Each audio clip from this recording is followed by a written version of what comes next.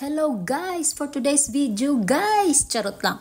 Guys, tara akyatin natin ito. Ito ang trending daw sa Oslo ngayon. Ito mga pailaw-ilaw Chinese effect na ito. Kaya tingnan natin ito. Ito ay akyatin natin sa taas ng park. Medyo mataas-taas ito. Ito ay nasa gitna ng gubat guys. Kaya let's go!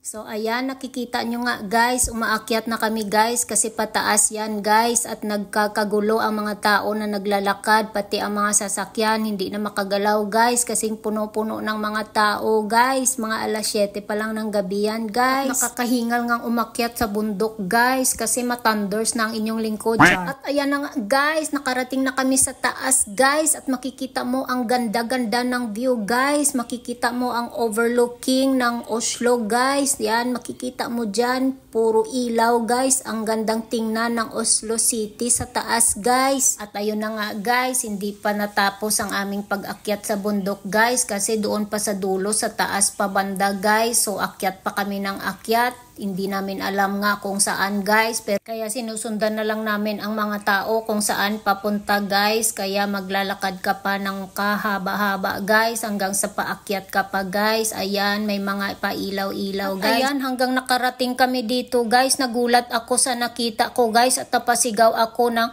ay panty. Nagulat ang mga tao guys, pati ang mga Norwegian ay napatingin sa akin guys. Syempre sino ba naman ang mag-aakala na mag-display ng panty dyan guys, diba? Kakaiba din ang kanyang artwork guys. At ito na nga guys, narating na namin ang gusto naming makita guys. Ito na siya guys, ang paiba-ibang kulay, diba? Ang ganda naman kasi guys, o diba? Amazing naman guys, ang gandang tingnan guys. Pero ang daming tao guys, ang sikip guys, ang gulo pa.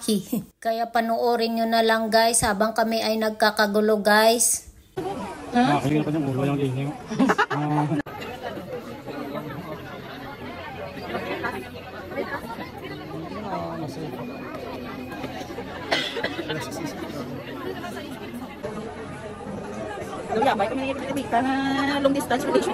At dito na natapos ang isang walang kwentang video guys. Maraming salamat sa panonood guys. Bye!